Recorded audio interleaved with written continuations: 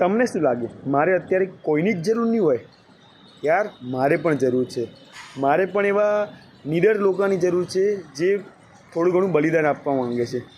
પરંતુ અત્યારે કળિયુગ તો ના કહેવાય, કારણ કે આજથી 100 વર્ષ પહેલાં જ્યારે આપણે ગુલામ હતા ત્યારે ઘણા બધા લોકોએ બલિદાન આપ્યા હતા.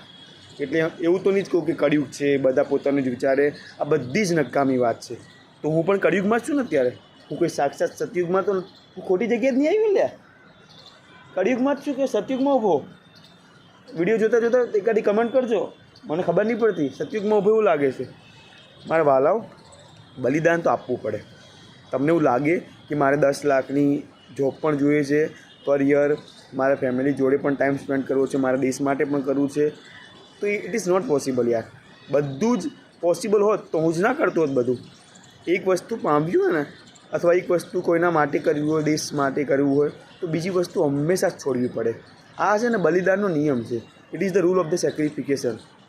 એવું હા, મારે પણ એક પાર્ટનરની જરૂર છે. પછી એ બોય હોય કે ગર્લ હોય યાર. મારે પણ એક કોમળ હાથની પણ જરૂર છે અને મારે પણ એક પાવરફુલ હાથની જરૂર છે. પણ હું અત્યારે એટલો છું, હું મારું કામ કરીશ. કદાચ કોઈ સાથ નહીં આપે એનો મતલબ તમને શું લાગે હું ઊભો રહી જઈશ? તો આઈ થિંક આ વસ્તુ મારા માટે કાયરતા સાબિત થશે ને. હું ઊભો નહીં રહું, બિલકુલ ઊભો નહીં રહું. મારા પગની ગતિ, મારા હાથની ગતિ, મારા મગજની ગતિ જ્યાં સુધી ચાલશે ત્યાં સુધી હું મારું કામ બખૂબી કરતો રહીશ. પછી ભલે લોકો સાથ આપે, ગાળો આપે, ના આપે, પ્રેમ કરે.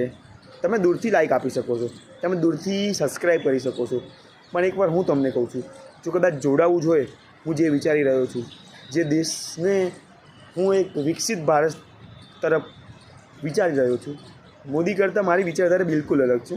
મેળ જ નહીં ખાય મારો મોદી જોડે. મારી કોઈ બીજેપી નહીં, કોંગ્રેસ, મારી કોઈ પાર્ટી જોડે મેળે નહીં ખાય ભાઈ. કારણ કે હું એકદમ સ્ટક છું મારા કામ માટે. પછી મારે કોઈ પોલિટિકલ સપોર્ટ મળે તો અલગ વાત છે, પણ પછી એવું નહીં કે હું કોઈ પાર્ટીમાં જોઈન થઈશ અને કરીશ તો હું મારી પાર્ટી જ કેમ ઊભી ના કરું? હું કેમ કોઈ પાર્ટીમાં જોઈન થઉં? હું એટલો કેપેબલ તો છું જ કે મારી એક પાર્ટી પોતાની જ રાખું.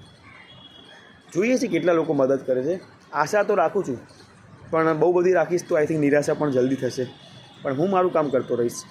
મારું કામ મારા ભારત દેશ માટે છે, મારું કામ મારા ભારતવાસીઓ માટે છે. અને એ કામમાં હું જરા પણ આળસ નહીં કરું, કારણ કે મને તમારી જોડે પ્રેમ છે, મને મારી ભારત મા જોડે પ્રેમ છે, મને આ ભારત ભૂમિની માટી જોડે પ્રેમ છે.